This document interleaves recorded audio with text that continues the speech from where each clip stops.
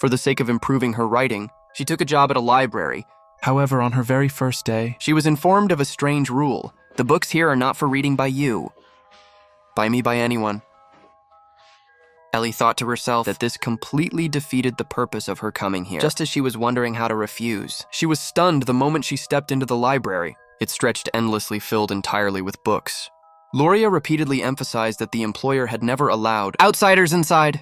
But now that she was getting old and could no longer handle everything alone, she had secretly hired Ellie as an assistant. Therefore, Ellie needed to keep a low profile and avoid being discovered. Ellie did not understand what her actual job responsibilities were. Loria smiled calmly and said it was simple. She pointed toward a white room nearby and explained that it was where books were modified. Every morning, she would give Ellie a list of books. Ellie only needed to load them onto a cart and bring them over. Although the job sounded easy, Ellie soon noticed something unusual. Identical books, identical covers. Yet each was labeled with different names and birth dates. Curious, she asked what was written inside those books. Loria initially tried to brush it off as a cataloging method, but Ellie immediately recognized that it was not the Dewey Decimal System. She also questioned why the interior layout did not match how the building appeared from outside. Loria had not expected the girl to even understand feng shui. And in the end, she had no choice but to admit the truth. Each book represented a living person, constantly updating with the latest records every moment.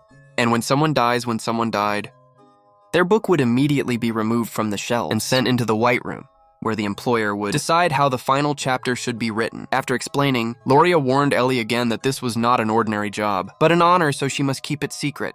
Ellie responded with a mysterious smile. She had been worrying about a lack of writing inspiration. And now while Loria entered the White Room, she secretly found her own book of life to glimpse her future, giving into temptation. She finds the book of her life, opens it and reads. A loud crash echoed throughout the library. Hearing the noise, Loria asked what had happened. Still dazed, Ellie hurriedly explained that she had accidentally bumped into a bookshelf, and only then did she truly understand the meaning of the book of life. But Ellie could not keep secrets. As soon as she got home from work, she told her sister Lori everything. Lori had just changed into her work uniform and was preparing to leave. As someone working rotating shifts, earning money was her top priority, so she had little interest in listening. Though she still agreed to have dinner another day to celebrate Ellie's new job, it was clear the sisters had a close relationship. That night while Ellie was writing at home, the loud laughter from her neighbor made it impossible to concentrate. Furious, she went over to confront him, shouting that he should stop being so noisy every day. Doug, however, was rude and disrespectful. Not only did he mock Ellie as an old virgin who did not understand romance, he also bragged about being involved with Sarah downstairs, proudly declaring that they would be making noise for at least another 2 hours. Ellie felt helpless, but when she noticed his full name on the door, she suddenly had a bold idea. The next day at work, she found Doug's book of life, covered a certain passage with correction fluid, and rewrote it when Ellie returned home. Doug had completely changed. He had become a polite priest who presided over sacred weddings and no longer approached women at all. Ellie was satisfied with her masterpiece, but a new problem emerged immediately. The furnishings in her home had all changed, and Lori's work uniform was no longer the one she had worn earlier. Lori had no idea why her sister was acting strangely, not noticing that Sarah nearby looked deeply upset. Ellie was irritated and said she had no mood to worry about others, demanding that everything be restored to how it was before. And where was that? Don't you remember at this point?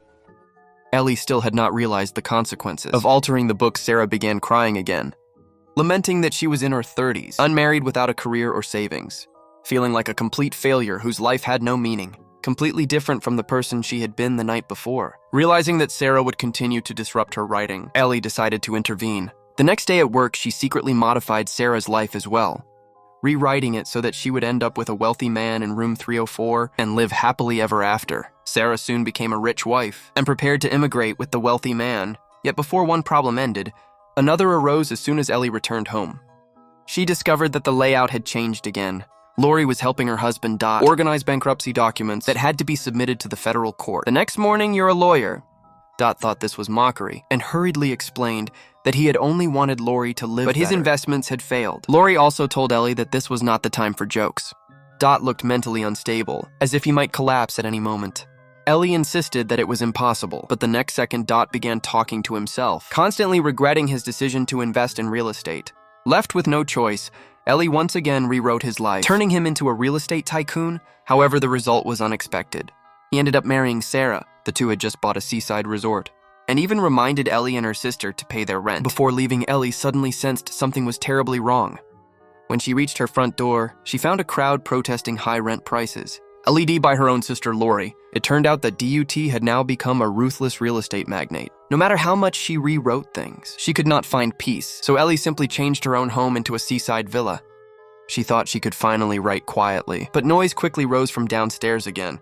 When she rushed down, she discovered that Lori was no longer breathing. A nearby mother sorrowfully explained that Lori had drowned after being caught in a current while trying to save her son. My fault? It's my fault. Ellie could not sit still.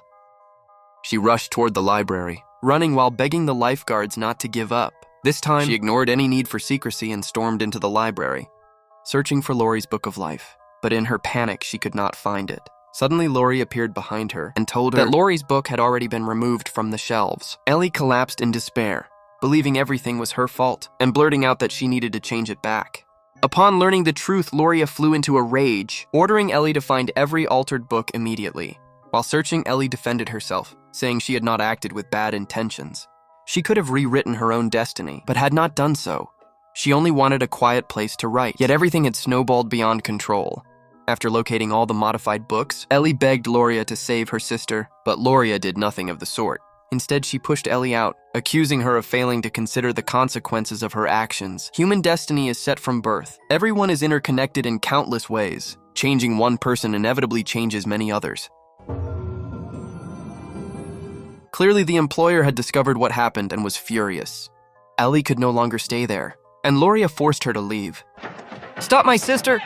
Just as Ellie frantically asked what would happen to her sister, Lori suddenly called out from behind her. Ellie could not believe it. Seeing Lori's clothing, she realized everything had returned to normal, and she embraced her recovered sister in tears. Lori had no idea what had happened, and was simply about to take Ellie out to celebrate her new job. "Just a minute.